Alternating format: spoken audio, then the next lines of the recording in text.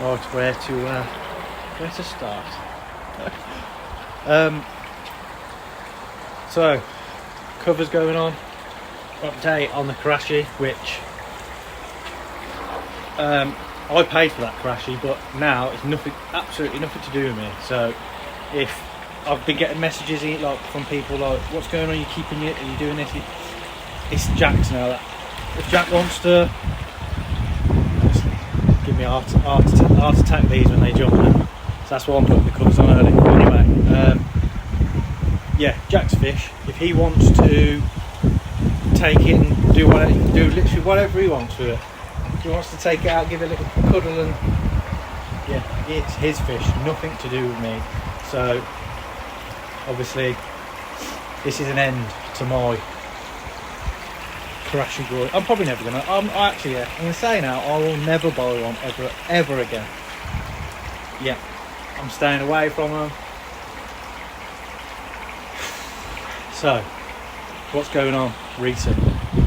So I was sat there, minding my own business, watching Ricky's, Call Wholesale live chat, whatever you want to call it. Well, have a look at this.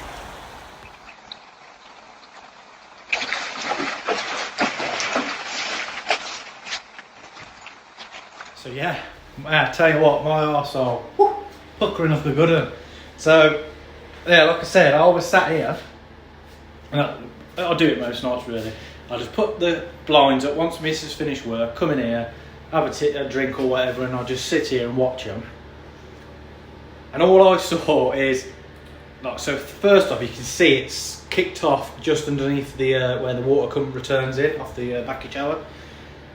And then so by that time I'm looking then, because I'm hearing the commotion, and all I saw was the Yamabuki come up like a skateboard, you know, they like grind on certain stuff, came up and he literally slid about halfway down the glass and then fell back in. And honestly, at one point I thought it was coming over. That's why if you watch the little clip back again, you watch me jump up and I'm out, because I thought it was landing on the floor. So then I looked in the pond and I could see just a scale, and I thought, oh, from what's just happened, losing the scale off that ain't too bad. Because they're not flashing or anything, that literally to me just looked like they got spooked from something, and it's just absolutely lost the plot, mate. But yeah.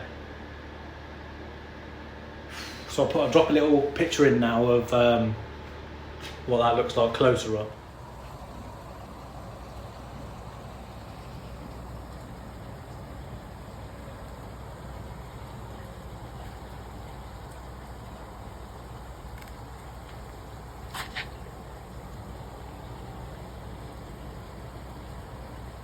To be short, was a little bit of clickbait, shall we say.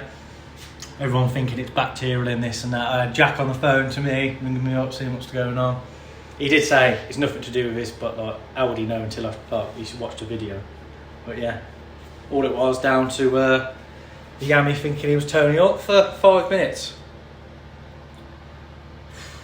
But yeah, getting better already. So that was 2 days ago. Wow, by the time this video goes out, it'll be about 3 days old now. So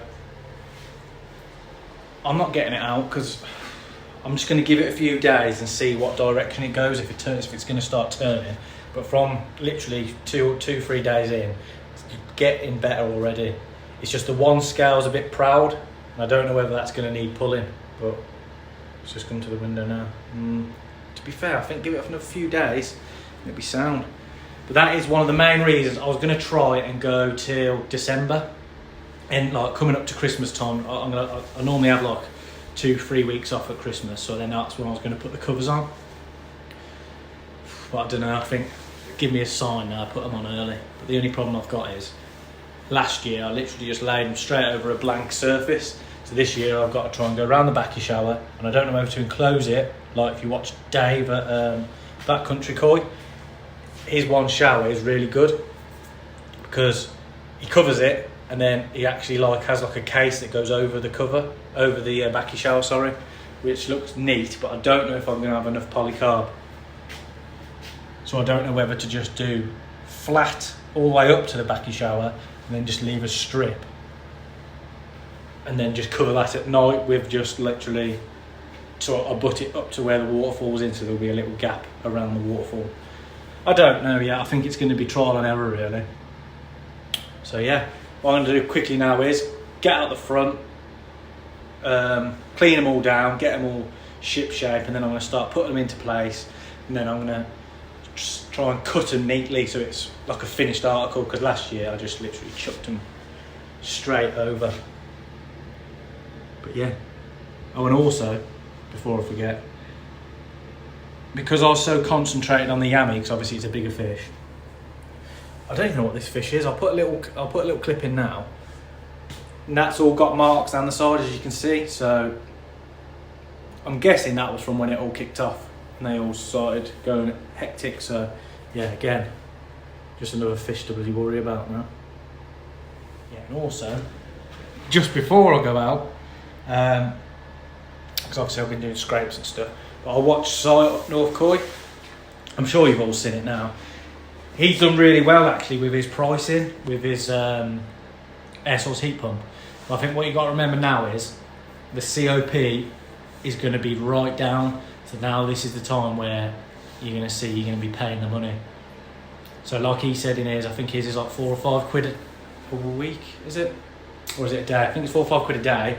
But like I said to him, some people go out and have a Costas and spend £4 on a Costas coffee, like, you know what I mean? So, but from what I'm seeing now the temps are switching, I'm just watching that price go rocket up. So I'm going to put the covers on, I'm going to stick it for 2030, bloody hell. I'm going to stick at 23, and I'm just going to run it until literally the bills tell me I've got to start dropping it down, and then I'll probably drop it down to like your 10 degrees, something like that. That's me.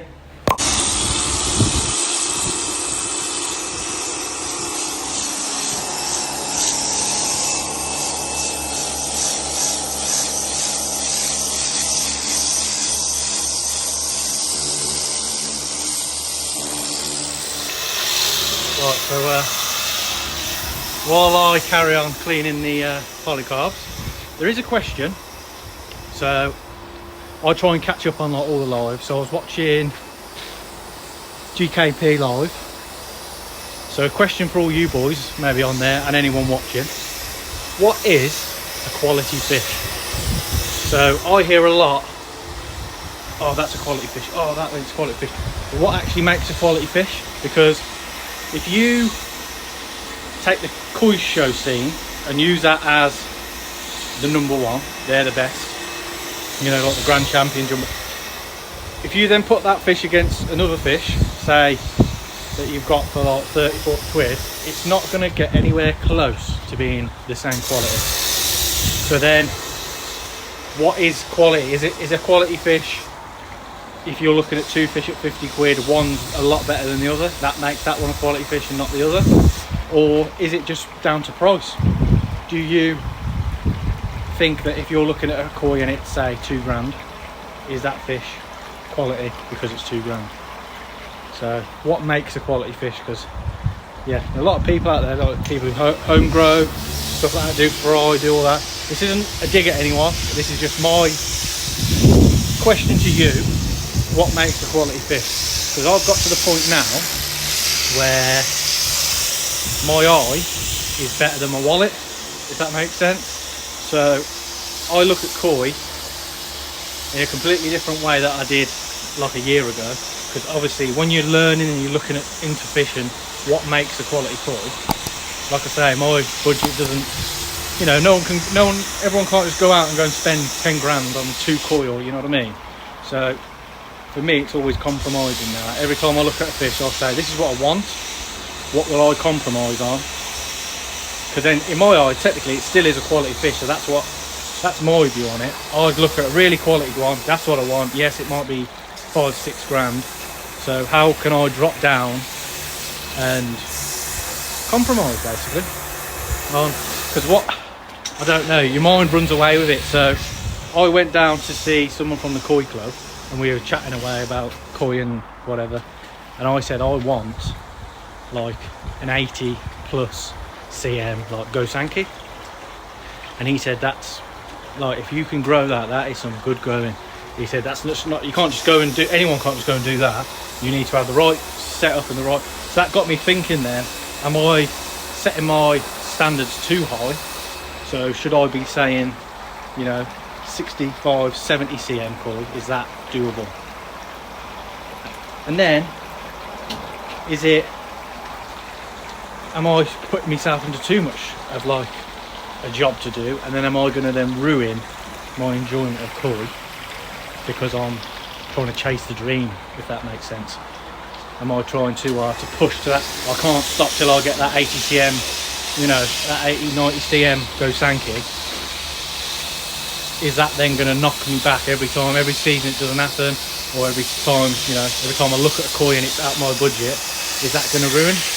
That's why we were talking, and I am, especially with what's been going on with me, I am thinking of just like down there where that little like container is, I'm thinking of moving it along and then doing a like a grow on, because then in that way I can then, you know, quadruple my chances, and say I want a shower or a Sankey or whatever, or a Kaku, I can then buy 4 or 5, grow them, and then you've got the choice of the 4 or 5 better ones where they then might have been out your price range. That's my thought anyway. Watch, you know, comment, all guys, comment below, see what you think, what makes a quality koi, and do people push themselves out of the hobby by having their standards a bit too high? Like I say, not everyone can grow a 80 cm sank, like, you know, it is a, like from what I've been told now, it is a major, you know, I just thought, say 5-6 years I'd be up there, but again, that could never happen, you know. There's a lot of different factors that you need to put in to get the fish where you want it to, so I best get on with cleaning the polycarb. Losing the light, so literally that's how it's staying for now. And then what I'm going to do tomorrow is see, like this one, because obviously I'm just going to take it off that edge, so basically the finish is like that, and you've got your gap underneath for your airflow.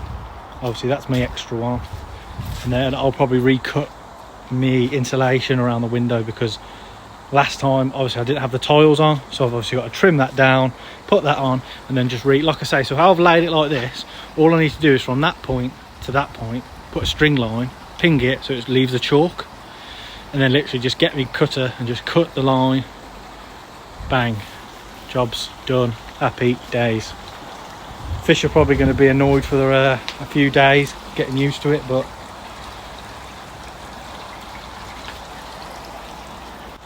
so I'll catch you all tomorrow. Right, it is actually Tuesday now, so was going to do Sunday, constant rain. Was going to do Monday, constant rain, so I've just extended my weekend to Tuesday and had the day off. Pretty simple going what I'm going to do, just made myself a brew, so cheers Matt. Koi Central, new channel out, pop over and say hello. He's halfway through like a pond build, getting up, cracking on with his filter house and stuff, so yeah, limited edition mug I think this is, first of its kind. Yeah, pop over, say hello, give him a subscribe. So flip you around. So obviously this is what I've got to, and I'm obviously going to cut this angle like I said, so if we come around here, this is the angle, so I'm going to cut the metal work, all that'll be cut straight. But because of messing around with this now, and obviously having this beam used to be pretty much like there, obviously sitting on the edge. Obviously now I've got the backy shower, so my plan is, I'm thinking of getting this metal strip here, putting it across here, and having the pieces going that way.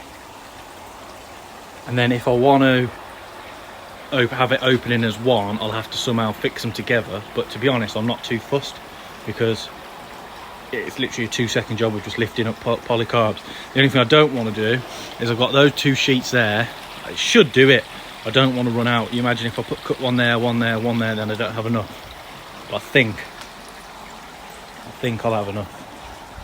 So yeah, this will sit like that, just to catch these ones coming in here. So yeah, I say go check him out. And there we have it. So all I've done is I've put like a cross beam across obviously there to catch what. Will I enclose this? I don't know. For now I'm going to leave it, and then if I do find some polycarb, then obviously I'll do my little shoot. But I've put some rubber over there to like form the shoots. Doesn't look pretty.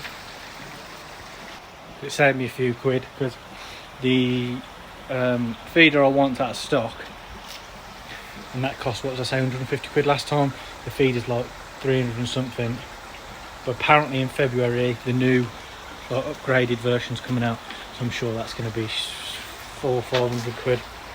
So that'll do for now, especially with the winter and lowering the feeds and stuff. But yeah, happy with it. So just put the feeders, filled that up, covered this window with Celotex. But yeah, very finitoed. Now I'm just going to drop in a little clip. Jack's been giving me updates of the karashi that he took back. So there's going to be a little clip now of basically what he asked me to show you guys, to show you where it's at the moment. So we are bite bait, just to give you an update. Your big man there has been treated. His fins are starting to get back together at the front, and you can see by the front of his mouth there, mate, already he's looking a lot better. Simply just had a 2-day course, one on day 1, one on day 3 of formaldehyde, mate. But you can see his front pectoral fins there, mate, all knitted in nice and better. No marks or blemishes, looking really good, mate. Just thought I'd give you an update, mate. Almost completely healed now. Looking good, brother. So there we go, little clip there to show you what Jack's doing on his side. Yeah, I'm going to end the video here. I have got 3 fish that I need to get out to double check. Obviously I've got that yammy that I need to get out. It does look now it's all reduced, but it does look like the one scale needs pulling. It looks a bit out of place. Then I've got the little black one that I'll put in now, this little clip here, that, whatever that is, and then I've got the karashi, kajaku. It's got a little, I've tried to explain it to a few people. It's like it will start off with a red mark, and then now slowly you can see like the indent of where it looks like something's eating away at its anal fin. So I've got some meds coming from Skegness Pond Supply. Then I'll get them out because I need some. I've run out of sedate, so I want to make sure I've got enough sedate to knock it out fully. And yeah, I might put that on another video, or I might just wait, sort it out myself, and I might just wait till next year now to put another video out because I can't be arsed. My last video, let's just say it had a lot of views and comments. So I'll leave you with this little clip of what my pond used to be like.